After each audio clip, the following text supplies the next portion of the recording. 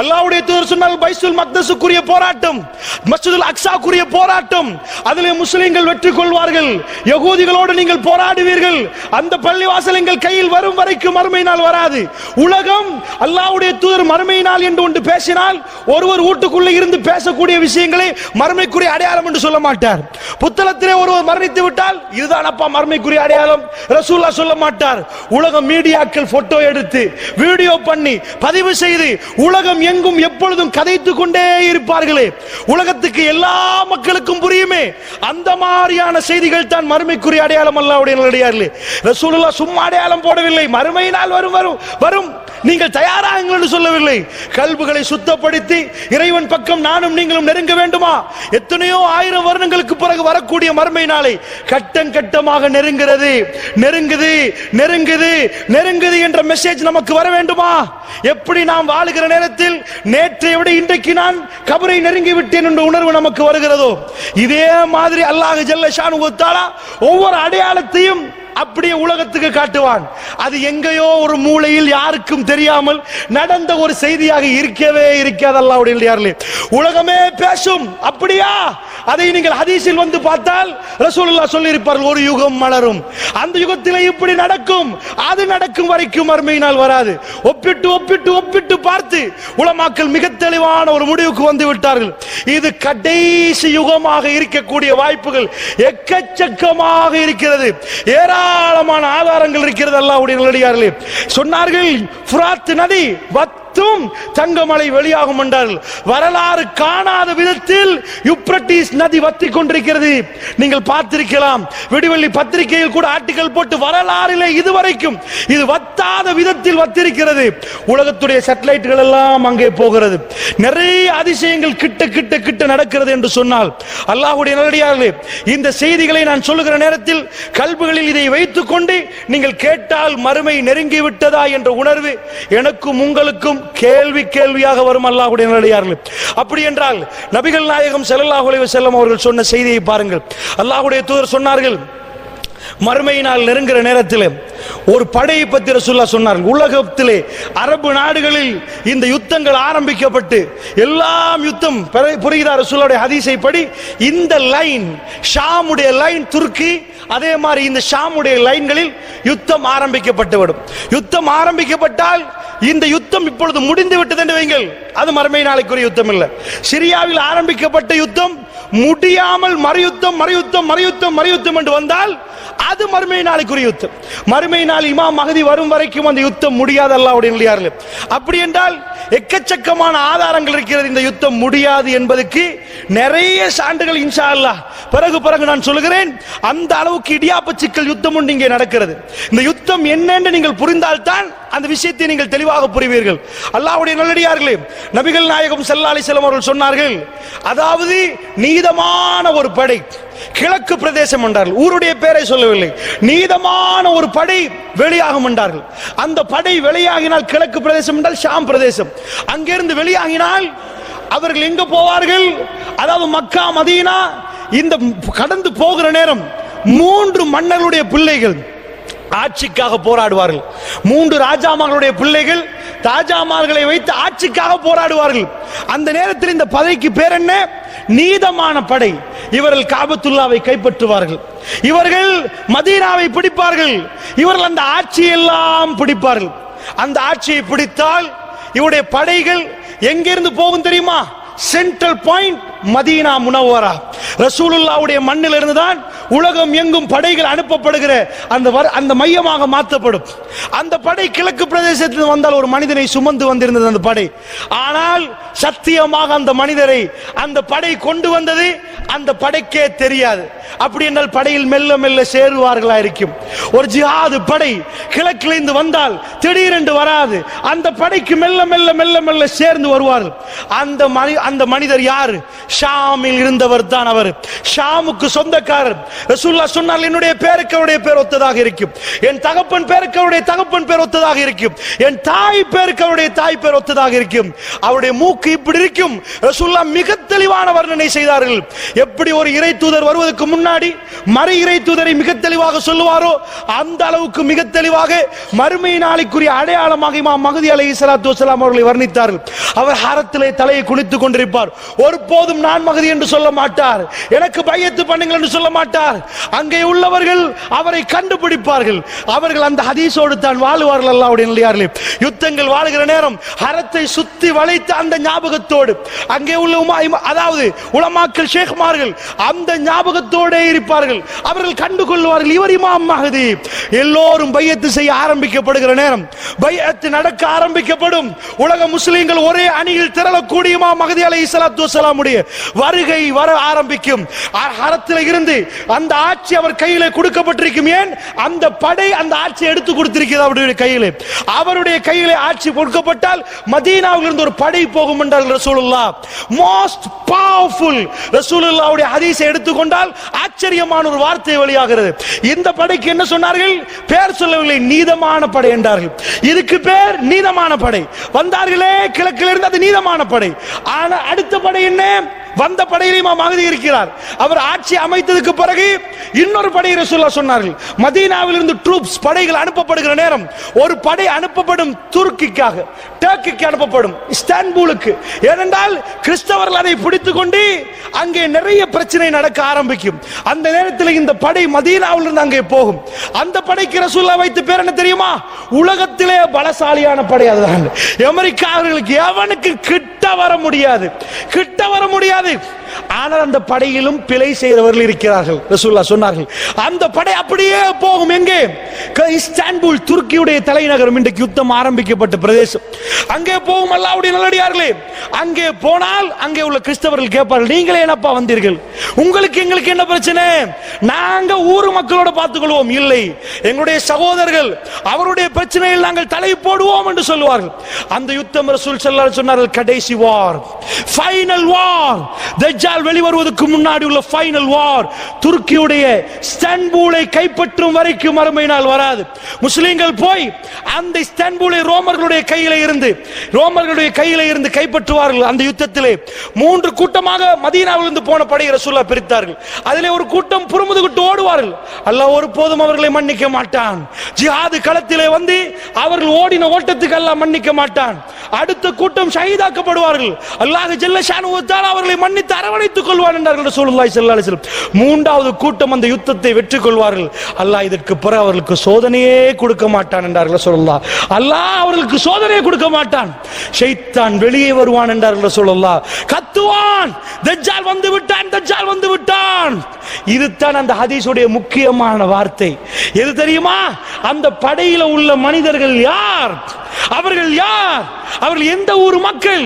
ரசூலுல்லாஹ்வுடைய வாயிலிருந்து வெளியே வந்தது. ஷைத்தான் வந்து கத்துவான், தஜ்ஜால் வெளியே வந்து விட்டான், வந்து விட்டான். அந்த சிரியா மக்கள், ரசூலுல்லாஹ் சொன்னார்கள், அந்த சிரியா மக்கள் தன்னுடைய மனைவி மக்களை காப்பாற்றுவதற்காக வேண்டி, தஜ்ஜாலிடமிருந்து காப்பாற்றுவதற்காக ஓடி போவார்கள் வீட்டுக்கு என்றார்கள் ரசூலுல்லாஹ். அப்படி என்றால் ஃபைனல் வாருடைய ஜிஹாது படை சிரிய தேசத்து மக்கள். அல்லாஹ்வுடைய நல்லடியார்களே, ஷாமை பற்றி எக்கச்சக்கமான செய்திகளை நீங்கள் படித்து பார்க்கலாம். அந்த மண் பரக்கத்து செய்யப்பட்ட மண்ணிலே முக்கியமான உணர்வு படைத்த ஜிஹாதுக்கு குதிக்கக்கூடிய ஏராளமான உணர்வு படைத்தவர்கள் அங்கே இருக்கிறார்கள். அவருடைய வீடுகளுக்கு ஓடி போவார்கள். ஆனால் வல்லாஹி தஜ்ஜால் வரவில்லை என்றார்கள் ரசூலுல்லாஹ். ஷைத்தான் பொய்யை சொன்னான். வீட்டுக்கு போய் உட்காருவார்கள். தன்னுடைய மனைவி மக்களோடு கதைக்கிற நேரம் தஜ்ஜால் உண்மையாகவே வெளியே வந்து விடுவான். திமிஷ்க், சிரியாவுடைய டெமஸ்கஸ், அதிலே உள்ள கிழக்கு பிரதேசத்துள்ள வெள்ளை மினாரா, இந்த யுத்தத்திலே அதுவும் ஒரு பகுதி உடைக்கப்பட்டிருக்கிறது. அதிலே தான் ஈசா அலைஹிஸ்ஸலாம் இறங்குவார்கள் என்று சந்தேகப்படுகிறது. அல்லாஹு ஆலம், அல்லாஹ் ரப்புல் ஆலமீன் மிக அறிந்தவன். ஆனால் ரசூலுல்லாஹ் சொன்னார்கள், சிரியாவுடைய டெமஸ்கஸுடைய பஸ்ராவுடைய வெள்ளை மினாராவிலே தான் அவர் இறங்குவார் சுபஹுடைய நேரத்திலே. அல்லாஹ்வுடைய நல்லடியார்களே, அங்கே இமாம் மஹ்தி அவர்கள் இருப்பார்கள். அவர்கள் இறங்குகிற நேரம் சுபஹு தொழுகைக்கான பேச்சுவார்த்தை நடக்கும். அப்படி என்றால் அந்த சிரியா மக்கள் அங்கே வந்து சேருவார்கள். பாபுலூத், பலஸ்தீனத்துக்கு பக்கத்தில் உள்ள பாபுலூத்திலே தஜ்ஜால் கொலை செய்யப்படுவான். மிக சுருக்கமாக நான் உங்களுக்கு சொல்லியிருக்கிறேன். அல்லாஹ்வுடைய நல்லடியார்களே, அப்படி என்றால் இந்த ஹதீஸை நீங்கள் வைத்து நீங்கள் பார்க்கிற நேரம் மறுமையுடைய கடைசி நிகழ்வுகளுக்குரிய மிக முக்கியமான இடங்கள், இந்த இடங்களில் யுத்தம் ஆரம்பிக்கப்பட்டால் முதலில் பைத்துல் மக்தஸுக்கு தான் யுத்தம் நடந்து கொண்டிருந்தது. ஆனால் மற்ற ஊர்கள் எல்லாம் நிம்மதியாக இருந்தார்கள், எந்த பிரச்சனையும் இருக்கவில்லை. இப்ப கொஞ்சம் கொஞ்சமாக ஈராக்கிலே பிரச்சனை, அதுக்கு பிறகு சிரியாவிலே பிரச்சனை, அதுக்கு பிறகு துருக்கியிலே பிரச்சனை. ரசூலுல்லாஹ் சொன்ன எந்த நாடும் விடப்படாமல் உலகம் அந்த அத்தனை பேரும் அந்த நாடுகளை பார்க்கிற அளவுக்கு இந்த பிரச்சனை வந்தால் இந்த பிரச்சனையுடைய முடிவு என்ன? அல்லாஹ்வுடைய நல்லடியார்களே, இந்த பிரச்சனையுடைய முடிவு என்ன? அப்படி என்றால் இந்த செய்திகளை மனசிலே ஆழமாக வைத்துக் கொண்டு ஒரு முஃமின் இந்த நேரத்தில் நம்முடைய பங்களிப்பு என்ன என்ற செய்தியை சொல்வதற்கு தான் இந்த அவ்வளோத்தை நான் உங்களுக்கு சொன்னேன். உங்களுடைய பங்களிப்பு என்ன? அல்லாஹ்வுடைய நல்லடியார்களே, ஹல்ப் பிரதேசம் இன்றைக்கு பாலடைந்து போயிருக்கிறது. மதீனாவுக்கு போய் வருகிறார்கள், 9 டிகிரி என்கிறார்கள் கூதல். ஸ்ரீலங்காவிலே நாத்திரிக்கு அப்படி கூதலாக இருக்கிறது இந்த டிசம்பரில். ஆனால் சிரியா மக்கள் என்ன மைனஸ் டிகிரி அவர்கள் கடுமையான வேதனைக்குள்ளாக்கப்பட்டிருக்கிறார்கள். என்ன இந்த யுத்தம் என்ற செய்தியும் நான் உங்களுக்கு சொல்லலாம். பஷார் அல் அசாத் அவன் தான் கொடுங்கோலன், சிரியாவுடைய ஆட்சி தலைவன். இந்த பஷார் அல் அசாதுடைய வாப்பா கிட்டத்தட்ட 30 வருஷம் சிரியாவை ஆளுகிறார். பஷார் அல் அசாத் ஒரு கண் வைத்தியர், கண் டாக்டர். அவன் என்ன பண்றான்? அவன் ராணுவத்தில் இருந்து வாப்பா மௌத்தாக ராணுவத்தால் ஆட்சியை பிடிக்கிறான். ஏனென்றால் அவனுடைய பிரிவு ஷியா, நுசைரியா என்ற பிரிவு. கிட்டத்தட்ட 10க்கும் 12க்கும் இடைப்பட்டவர்கள் தான் அவர்கள். 30 லட்சம் 2.5 கோடி மக்கள் தான் சிரியாவில் இருக்கிறார்கள். இந்த 30 லட்சம் பேரை வைத்தால் 70% அஹ்லு சுன்னா வல் ஜமாஅத்தினர்கள். 70% எங்க மக்கள். 2 கோடி பேர் எங்க மக்கள். அல்லாஹ்வுடைய நல்லடியார்கள் ஒரு 1.5 கோடிக்கு மேல அஹ்லு சுன்னா வல் ஜமாத். ஆனா ஆட்சி செய்யறது யாரு? ஷியா. ஷியாக்களிலும் மிக மோசமான ஜாதி தான் இந்த நுசைரியா. எப்படிப்பட்ட ஜாதி என்றா ஈரான் இவர்களை காஃபிர் என்றுவார்கள். ஈரானே 1 நம்பர் காஃபிர், அவர்கள் இவர்களை காஃபிர் என்றா எப்படி தெரியுமா? நுசைரியா என்பது ஷியாக்களில் மிக மோசமான ஜாதி.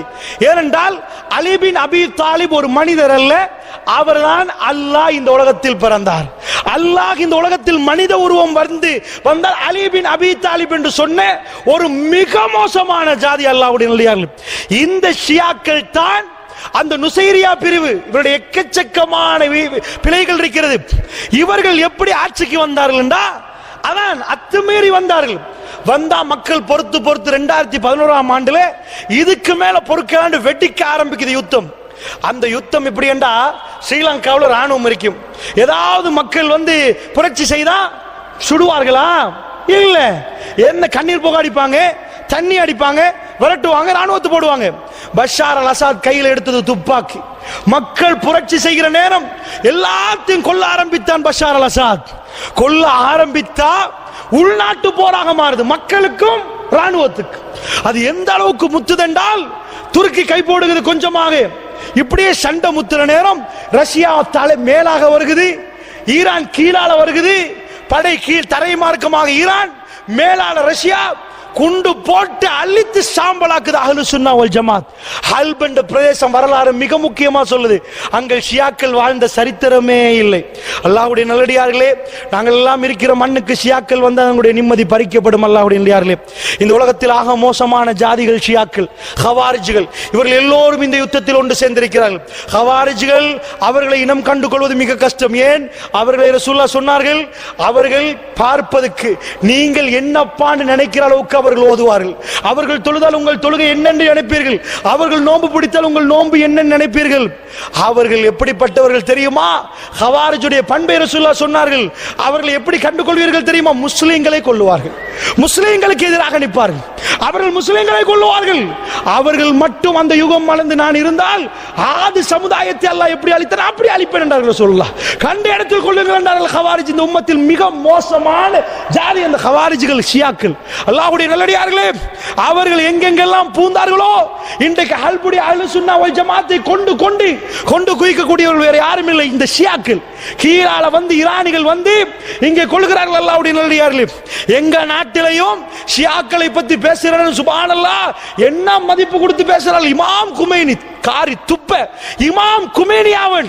அல்லாஹ்வுடைய நல்லடியார்களே, இஸ்லாமிய ஈரானிய சாம்ராஜ்யம் குடியரசு என்று பேசுகிறார்கள்.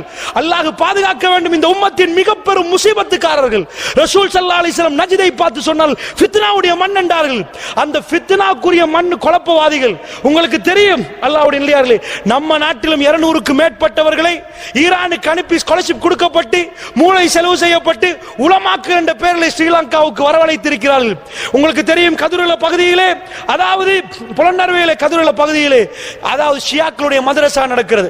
ஓட்டமாவடியிலே ஷியாக்களுடைய மதரசா நடக்க, ஆண் பெண் மதரசாக்கள் மூளை செலவு செய்யப்பட்டு ஷியாக்கள் உருவாக்கப்பட்டால், அவர்கள் உருவாக்கப்பட்டால் அஹ்லுஸ் சுன்னா வல் ஜமாத்தை கொல்லுவார்கள். ஏனென்றால் அவருடைய வழிமுறை என்ன? அஹ்லுஸ் சுன்னா வல் ஜமாத்துக்கு வாழக்கூடாது, வாழ இடம் கூட அளிக்க இயலாது, அவர்களை கொல்ல வேண்டும். கொல்வது நன்மை. அல்லாஹ்வுடைய நல்லடியார்களே, இந்த ஷியாக்கள் எங்கே எல்லாம் நுழைந்தார்களோ அங்கே எல்லாம் இந்த பிரச்சனை உருவானது. பஷார் அல் அசாத், அவனை பற்றி நீங்கள் மிச்சமாய் பண்ண வேண்டாம். இது நான் கடைசியாக பார்த்த வீடியோவை சொல்கிறேன். கிறிஸ்துமஸ் 25 டிசம்பர் 25க்கு அப்லோட் பண்ணியிருந்தார்கள். 25 கிறிஸ்துமஸுக்கு பிறகு என்ன, ஒரு ஆலயத்துக்கு போனால் அங்கே எல்லாரும் கருப்பு உடுத்திருக்கிறார்கள், அபாயா தலையிலே ஜில்பாப் ஸ்கார்ஃப் மாதிரி உடுத்திருக்கிறார்கள். என்ன எனக்கு சந்தேகம் வந்தது என்றால், பஷார் அல் அசாத் உள்ளே போற நேரம் கை கொடுத்து கன்னத்தை மோந்து கொள்கிறார். முஸ்லிம் பெண்கள் அப்படி கொடுக்க மாட்டார்களே, முழுக்க மறைக்கப்பட்டிருக்கிறது, கன்னங்களை ஹக் பண்றாரு, கை கொடுக்கிறாரு. முஸ்லிம் பெண்கள் அப்படி கொடுக்க மாட்டார்கள் என்று பார்த்தால், பஷார் அல் அசாதுக்கு பக்கத்தில் ஒரு வெள்ளக்காரி, தலையிலும் ஒன்றுமில்லை, களத்திலும் ஒன்றுமில்லை, மார்பிளையும் ஒன்றுமில்லை, ஒன்றுமே இல்லை, அசல் வெள்ளக்காரி. அல்லாஹ்வுடைய நல்லடியார்களே, யார் அது? அஸ்மா அல் அசாத் தன்னுடைய மனைவி. அந்த மனைவி நீங்கள் பார்த்தீர்கள், வல்லாஹி சொல்கிறேன், வெள்ளக்காரி தோப்பால். அரபு நாடுகளில் ஆளக்கூடிய ஜனாதிபதியுடைய மனைவியா இது? கம்யூனிஸ்ட் வாதத்தை கொண்டு வந்து சிரியா மக்களுக்கு வைத்து அடக்குமுறை செய்கிறான் இஸ்லாம். அங்கே இல்லை. அல்லாஹ்வுடைய நல்லடியார்களே, இதற்குத்தான் அஹ்லுஸ் சுன்னா வல் ஜமாத்தினர் கிளம்பி இந்த போராட்டத்தை உண்டாக்கினார்கள். இதை நன்றாக நீங்கள் புரிந்து கொள்ள வேண்டும் என்பதற்கு சொல்கிறேன். நீங்கள் அவனை அடக்க வேண்டும் என்றால் இந்த அவனுடைய மனைவி யார் என்று பார்த்தால் உங்களுக்கு புரியும். அவர் வெளிநாட்டில் படித்து வந்த அஸ்மா அல் அசாத், இஸ்லாத்தின் சாயலே இருக்காது. நீங்கள் பார்த்திருப்பீர்கள், இது டொனால்ட் ட்ரம்புடைய மனைவியாண்டு. அந்த அளவுக்கு மோசமாக இருக்கும். அல்லாஹ்வுடைய நல்லடியார்களே, என்ன தெரியுமா? கிறிஸ்துமஸ் கொண்டாடுகிறார்கள். அந்த முழுக்க மறைத்தவர்கள் யார்? எல்லாம் கிறிஸ்டியன். அந்த நாட்டு கலாச்சாரம் கிறிஸ்டியன், எல்லாத்தையும் மறைக்க வேண்டும். சுப்ஹானல்லாஹ். அவர்களே மறைக்க இவர்கள் அத்தனையும் திறந்து கொண்டு போறார்கள். எங்கே இஸ்லாம்? எங்கே அவருடைய கல்வியிலே இஸ்லாம்? அல்லாஹ்வுடைய நல்லடியார்களே, அங்கே கிறிஸ்துமஸ் கொண்டாடப்படுகிறது 5 ஆண்டுகளுக்கு பிறகு. சொன்னால் என்ன சொன்னார்கள் தெரியுமா கிறிஸ்தவர்கள்? கிறிஸ்துமஸ் 5 வருஷத்துக்கு பிறகு ஏன் கொண்டாடப்படுதாம்? எது கொண்டாடப்படுதா? இவ்வளவு காலமா அந்த உள்நாட்டு போர்ல அந்த ஊரை பிடிச்சிருந்தாங்களாம். பஷார் அல் அசாத் வந்து மீட்டி எடுத்து விட்டாராம். அதனால் பஷார் அல் அசாதும் போய் கிறிஸ்துமஸ் கொண்டாடுறாராம். சுப்ஹானல்லாஹ். எங்களுடைய உறவுகள் பாதிக்கப்படுகிற நேரம் இதுதான் அந்த நாட்டுடைய கொடுங்கோளுடைய முடிவு. அல்லாஹ்வுடைய நல்லடியார்களே, அப்படி என்றால் நான் கேட்கிறேன் உங்களுக்கு, இதை விட விரிவாக உங்களுக்கு சிரியாவுடைய யுத்தத்தை சொல்ல வேண்டிய தேவையில்லை. என்னால் இன்னொரு 10 நிமிடத்துக்குள் நான் அத்தனையும் சொல்லி முடிக்க வேண்டும். அல்லாஹ்வுடைய நல்லடியார்கள் நன்றாக புரிந்து கொள்ளுங்கள். சிரியாவுடைய வாரை பற்றி நீங்கள் தேடினால் எக்கச்சக்கமாக கிடைக்கும். நான் சுருக்கமான அறிக்கை சொல்கிறேன். ஐநாவுடைய அறிக்கை, விக்கிபீடியாவுடைய அறிக்கை, எங்களுடைய முஸ்லிம் சமூகத்துக்கு அறிக்கை எடுப்பதற்கு அப்படி ஒரு மீடியா இல்லை. அல்லாஹ்வுடைய நல்லடியார்களே, 40 லட்சம் பேர்கள் அகதியாக்கப்பட்டிருக்கிறார்கள். நிம்மதியாக வீடுகளில் வாழ்ந்த மக்கள், அதில் 11 லட்சம் பிள்ளைகள் அகதியாக்கப்பட்டிருக்கிறார்கள். 73,000 குழந்தைகள் தாய் தகப்பனை இழந்த சின்ன சிறுமிகள் 73,000 பேர் இருக்கிறார்கள். அல்லாஹ்வுடைய நல்லடியார்களே, இப்பொழுது 4,70,000க்கு மேல பிப்ரவரியுடைய அறிக்கை, இப்பொழுது 6 லட்சம் தாண்டிருக்க வேண்டும். 4,70,000க்கு மேற்பட்டவர்கள் கொலை செய்யப்பட்டிருக்கிறார்கள். அல்லாஹ்வுடைய நல்லடியார்களே, இந்த யுத்தத்தை பொறுத்தளவில் எனக்கும் உங்களுக்கும் ஒரு பங்களிப்பு இருக்கிறது. இந்த உம்மத்து பாதிக்கப்படுகிற நேரம், குர்ஆன் சுன்னாவாதிகள் லா இலாஹா இல்லல்லாஹ் என்று சொன்னவர்கள் பாதிக்கப்படுகிற நேரம், நானும் நீங்களும் அல்லாஹ்விடம் கரமேந்தி, யா அல்லாஹ், அவருடைய கல்புகளுக்கு உறுதியை கொடுத்து விடு யா அல்லாஹ். அவர்களுக்கு குர்ஆனிலும் சுன்னாவிலும் யார் நிலைத்திருக்கிறார்களோ அவளுக்கு உன்னுடைய நேரடியான உதவியை கொடுத்து விடு யா அல்லாஹ் என்று கேட்க வேண்டும். அல்லாஹ்வுடைய நல்லடியார்களே, அந்த உணர்வு கூட எனக்கும் உங்களுக்கும் வரவில்லை என்றால், காலையிலிருந்து ராத்திரி வரைக்கும் என்னுடைய குடும்பமும் என்னுடைய பிள்ளையும் மட்டும் என்ற உணர்வு வந்திருந்தால், நிச்சயமாக முனாஃபிக்குடைய அடையாளம் எனக்கும் உங்களுக்கும் இருக்கிறது. ரசூலுல்லாஹ் என்ன சொன்னார்கள்?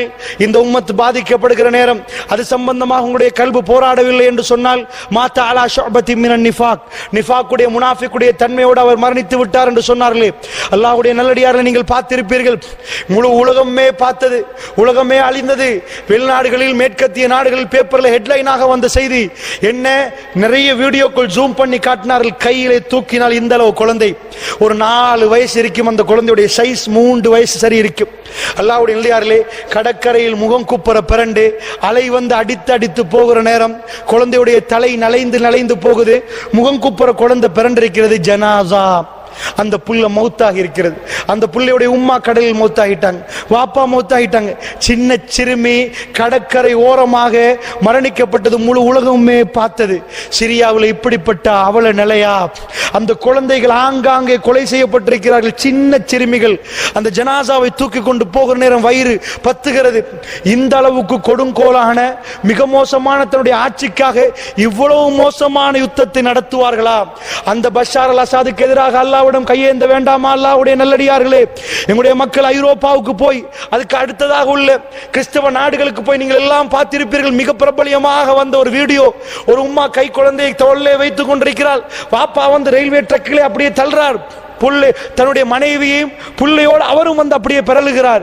எதுக்கு தெரியுமா? கெஞ்சி கெஞ்சி சொல்கிறார்கள், எங்களுடைய நாட்டுக்கு எங்களை அனுப்ப வேண்டாம், இருக்கின்றா நாங்கள் இந்த ட்ரக்ல இருந்து ட்ரெயின் வரட்டும், நம்ம செத்து போயிடுவோம், எங்க நாட்டுக்கு எங்களை அனுப்ப வேண்டாம், சிரியாவுக்கு எங்களை அனுப்ப வேண்டாம், எங்களை கொல்லுகிறார்கள், எங்களை கொல்லுகிறார்கள், உங்களால் முடியும் என்றால் பொறுப்பெடுத்துக் கொள்ளுங்கள் என்று கிறிஸ்தவர்கள்ட்ட போய் மண்டியிடுற அளவுக்கு இந்த உம்மத்தின் அவல நிலை இருக்கிறது என்றால், இந்த வேலையை செய்த பஷார் அல் அசாதை அல்லாஹ் விட மாட்டான். எங்களுடைய பங்களிப்பு என்ன? அல்லாஹ்வுடைய நல்லடியார்களே, முஸ்லிம் உம்மாவிலே ஒரு ரசூல் ஸல்லல்லாஹு அலைஹி வஸல்லம் என்ன சொன்னார்கள்? முஸ்லிம்கள் ஒரு உடம்பை போன்று, ஒரு உறுப்பிலே பாதிப்பு வந்தால் முழு உடம்பும் எப்படி வலிக்குமோ அப்படி எங்களுக்கு வலிக்கிறதா? அல்லாஹ்வுடைய நல்லடியார்களே, ரசூலுல்லாஹ் என்ன ஹதீஸ் சொன்னார்கள்? அல்லாஹும்ம பாரிக் லனா ஃபீ ஷாமினா, எங்களுடைய ஷாம் யா அல்லாஹ், எங்களுடைய ஷாம் என்று ரசூலுல்லாஹ்வுடைய வாயால் எங்களுடைய ஷாம் என்று வந்தால் அது ரசூலுல்லாஹ்வுக்கு மட்டுமா எங்களுடைய ஷாம்? எங்களுக்கு எங்களுடைய ஷாம் இல்லையா? எங்களுடைய ஷாமில் இந்த பாதிப்பு நடந்தால் ஒரு ஜனாசாவை நீங்கள் பார்த்திருப்பீர்கள், எல்லோரும் பார்த்த செய்திகள். அப்படியே ஒரு ஜனாசாவுடைய கன்னத்திலே வாப்பா கன்னத்தை வைத்து, சின்ன ஒரு பிள்ளை ஜனாசாவுடைய கன்னத்திலே கன்னத்தை வைத்துக் கொண்டு அப்படியே கட்டி பிடித்துக் கொண்டிருக்கிறார். அவங்களுடைய வழக்கம், அந்த நேரத்தில் ஜனாசா மீட்பு படை பிள்ளையை தாருங்கள் கேட்கிற நேரம் கொஞ்ச நேரம் அவகாசம் கேட்டார். கொஞ்ச நேரம் தாருங்கள். அவர் எவ்வளவு ஊட்டி இருப்பார், அவர் எவ்வளவு தலையை தடாவிருப்பார், எவ்வளவு பேசியிருப்பார். திடீரென்று நடந்த யுத்தத்தில் தன்னுடைய பிள்ளையை பறிகொடுத்து ஜனாசா மீட்பு படை அடக்க வேண்டும் என்று கேட்கிற நேரம் கொஞ்ச நேரம் என்று கேட்டாரு. அல்லாஹ் ரப்புல் ஆலமீன் எனக்கும் உங்களுக்கும் இந்த சோதனையை தரக்கூடாது. அல்லாஹ்வுடைய நல்லடியார்களே, ஏன் தெரியுமா? ரசூல் ஸல்லல்லாஹு அலைஹி வஸல்லம் சொன்னார்கள், மறுமை நாள் நெருங்குற நேரம் முஸ்லிம் எங்கே இருந்தாலும் இந்த பாதிப்பு வரும். அல்லாஹ்வுடைய நல்லடியார்களே, நீங்கள் முஸ்லிமா, நீங்கள் லா இலாஹ இல்லல்லாஹ் சொன்னீர்களா, உங்களுக்கும் எனக்கும் பரிசோதனை நடக்கும். அல்லாஹ் என்னையும் உங்களையும் பாதுகாக்க வேண்டும். எப்படி உதாரணம் எடுத்தார்கள்? பசித்த நாய்கள், வெறி பிடித்த நாய்கள் சாப்பாடை கண்டால் எப்படி பாயுமோ அப்படி முஸ்லிம்களை கண்டால் பாய்வார்கள். யா ரசூலல்லாஹ், யா ரசூலல்லாஹ், அந்த நேரத்திலே நாங்கள் கொஞ்சமா அதிகமா யா ரசூலல்லாஹ், பத்ரிலே மாறி இல்லை. அல்லாஹ்வுடைய நல்லடியார்களே, பத்ரிலே 300, 1000, அஹ்ஸாபிலே 3000, 10,000. ரசூலுல்லாஹ்வுடைய வாய் என்ன சொன்னது தெரியுமா? அப்பொழுதெல்லாம் கொஞ்சம் அதிகம். அவர்கள் ரசூலுல்லாஹ் சொன்னார்கள், நாங்கள் அதிகமாக இருப்போம், வெள்ளத்தில் அடிபட்டு போகிற சருகுகள் போன்றிருப்போம். இதைவிட தெளிவான உதாரணம் தேவையில்லை. ஒரு முஸ்லிமை நீங்கள் பார்க்கலாம், இவ்வளவு பாதிப்புகள். இவள் இன்னும் படத்தை விடவில்லை. அல்லாஹ்வுடைய நல்லடியார்களே, இவள் இன்னும் கூத்தி விடவில்லை. எங்கேயோ ஒரு நடிகருடைய பின்னாடி இன்னும் போகிறார்கள். முஸ்லிம் உம்மா பாதிக்கப்படுகிற நேரம் ஒரு தொழுகையில் கண்ணீர் வடித்து என்னுடைய உறவு யா அல்லாஹ், என்னுடைய உறவு யா அல்லாஹ் என்று கேட்பதற்கு எங்களால் முடியவில்லை என்றால் நாங்கள் முனாஃபிக்கா முஸ்லிமா? அல்லாஹ்வுடைய நல்லடியார்களே, உடைய கல்புகளில் அதில் இடம் இல்லை என்றால் இந்த உம்மத் எங்கெல்லாம் இருக்கிறதோ அங்கெல்லாம் வெறி பிடித்த நாய்கள் மாதிரி பாயும் வரைக்கும் மறுமை நாள் வராது. அல்லாஹ்வுடைய நல்லடியார்களே, அப்படி என்றால் அந்த பெரும் சோதனை எங்கள் மீது திருப்பினால் அல்லாஹ் எங்களை பாதுகாக்க வேண்டும். அல்லாஹ் எங்களை பாதுகாக்க வேண்டும். அல்லாஹ்வுடைய நல்லடியார்கள், நீங்கள் பார்த்திருப்பீர்கள், ரோஹிங்கியா முஸ்லிம்கள், அர்கான் முஸ்லிம்கள், அவர்கள் அர்காண்டால் தனி நாடு பர்மாவுடைய, அதில் இருந்து நாயிஃப் என்று ஒரு ஆறு இருக்கிறது. அந்த ஆறை கடந்தால் பங்களாதேஷ். அல்லாஹ்வுடைய நல்லடியார்களே, ஆறை கடந்தால் பங்களாதேஷ், ஆறு வழியாக வந்துடலாம். வந்தால் என்ன சொன்னார்கள்? கொல்லுகிறார்கள். வீட்டை தட்டி வெளியெடுத்து சுட்டார்கள். எங்களை ஓட ஓட சுட்டார்கள்.